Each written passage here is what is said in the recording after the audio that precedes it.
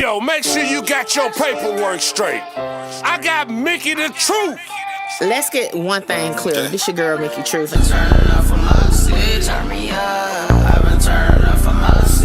South Carolina, 803 to be exact. What's up, y'all? It's your girl, Mickey Truth, aka the Queen of Paperwork, and I am back with another video. As always, all information contained in this video is for entertainment, educational purposes only.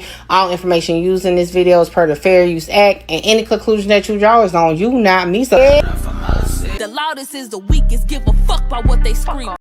What I was gonna say is I've had fake numbers texting me from about 2 or 3 days telling me you're about to be exposed and you're about to be this and that. I've had news channels that I've had to speak to. I've had people that say they're bloggers tell me that I need to give them $500 to bury the story, which, I'm not giving anyone $500.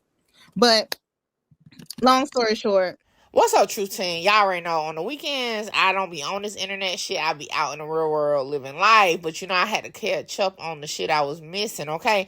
Now, last week I dropped a video when we found out that allegedly Kayla Bumpus, Lil Woody's attorney, married Shannon Stillwell, a.k.a. SB, a.k.a. Shannon Jackson. But it really wasn't confirmed. But at the same time, it really wasn't denied either. But anyway, so it's been some receipts drop, all right? And I'm like, God damn, I thought it'd be messy over here in the drill sector. But the YSL sector got it going on. So come to find out, the cat came out the bag. The information that Kayla said regarding this blogger asking for $500, the news thing, all that turned out to be true. But I guess with a twist. Let's get into it. I said, is blah, blah, blah, blah married? I'm talking about her grandson. And she didn't know what I was talking about. So I left it alone. And then I had asked, I think it was Tasha, not you, Tasha, but the other Tasha. I asked her. They didn't know. So I went back into the room. And by the time I got back into the room, that's when she texted me and asked me about whether or not I was going to tell some more people, whatever. And then after that, she called me. And then that's when I explained to her. She asked me, how did I know about this? How did I find out about it? And I told her the news guy gave it to me, and she wanted his number. I gave her his number and things like that. So that's what happened. So y'all, like I said, it's messy. So infamous Sylvia went a step forward and released some text messages. Was that okay? Now they're not in order, but basically it was saying like, hey, I'm trying not to get this out, according to allegedly Kayla. How much do I need to pay you or whatever? Because Sylvia's like, well, this is newsworthy to my subscribers. Then she was like, you can pay me $500. I'm like, what the fuck, right? So anyway, what I take from it is the fact that definitely SB's grandmother said something to her, because that was pretty quick to find out that Sylvia was walking around asking people about the situation. Nevertheless, is Sylvia wrong? If this was something she normally doesn't do, I probably would say so. But I mean, she done said she's nosy, and it is T, and she is a YouTuber, so I can see why she would be looking into it. But asking his grandma is wild, especially if y'all ain't already got a relationship. But nevertheless, right now, as far as Kayla should have took that as a, you know what? Before I let a blogger spill the beans on my shit, I'm gonna put it out myself. So personally, I feel like Kayla should have just dropped it. But again, it is her personal business. But at the end of the day, when we sign up for this shit, you already know, once somebody got wind of, ain't no such thing as hiding it or not releasing it, because somebody's gonna drop it. Because to be honest, $500, she probably would have made more by just releasing the information herself on her page, or whatever. I just feel like it would have been better content if she would have did it herself, and she could have been like, fuck it, this is what it is, or this is what it ain't. But I'm gonna tell y'all the truth right now, it sounds like this is what it is. But Sylvia says a little bit more. I'm gonna let play out, and then we're gonna talk about it. I did call the other girlfriend to ask if she knew about it. Ooh, child, Sylvia, now that's messy. Not you calling the other girlfriend to spill the tea. Jesus, that took me out.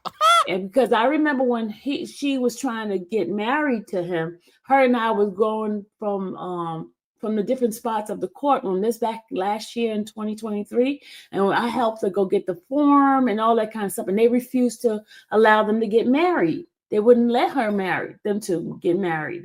They said because they weren't going to allow it. Now that's an important piece of information. So Sylvia was attempting to help, I guess, the fiance, the one she did an interview with, to try to obtain the information or the documents needed so they can get married, but it couldn't happen. Well, I did a little digging, you know what I'm saying, just to see. You know the difference between Fulton County, Georgia, and Harris County, Texas? Well, Harris County, Texas allow you to actually get married while you're incarcerated, right? Now, it's a couple things we need to talk about. So again, I just want to set the record straight. I still don't know if Caleb Bumpus is married to Shannon Stillwell, okay? But I'm just giving y'all the information as far as how it could have came about if it is. So let's get into it. So I went over to the Harris County website for marriage licenses, and it goes into details about marriage license and all that, but we're not going to get into all that. The part that I have circled, though, is what is important for this situation. It said, if for any reason a marriage applicant is unable to be present when purchasing a license, an affidavit of absent applicant on application for marriage license form should be completed, signed, and notarized. Meaning that a person who can't physically go in can just get a paper signed and notarized. Now, if you go down a little further on the same page, it'll take you to the frequently asked question. And one of the questions is, if my fiance is incarcerated, can we still get married? Let's check that out. It says, if one of the applicants cannot be present at the time the marriage license is purchased, you will need to obtain the instructions for completing an absent applicant affidavit and the affidavit for absent applicant on application for marriage license. The applicant that cannot appear in our office to purchase a marriage must complete the form and have it signed and notarized and supply a copy of their valid ID before the marriage license can be purchased. If one person is incarcerated, they can obtain an absent applicant form, but both applicants must be present for the ceremony. Contact the jail/prison system for information on this process. Now, I'm going to tell y'all this. I looked up the information if he was incarcerated in Texas. But this is a catch-22 here, right? We know that Shannon Stillwell is in Georgia. So, in my opinion, if indeed Kayla Bumpus married Shannon Stillwell, she did a loophole because, again, for the actual ceremony, he would have had to be present. So, is there any proof that Caleb Bumpus came over to Georgia and had a little time with SB in a visitation where this could have been confirmed with somebody or what? I don't know. I'm just letting y'all know what the rules is over there in Texas. So, can Shannon Stillwell be her husband? Possibly.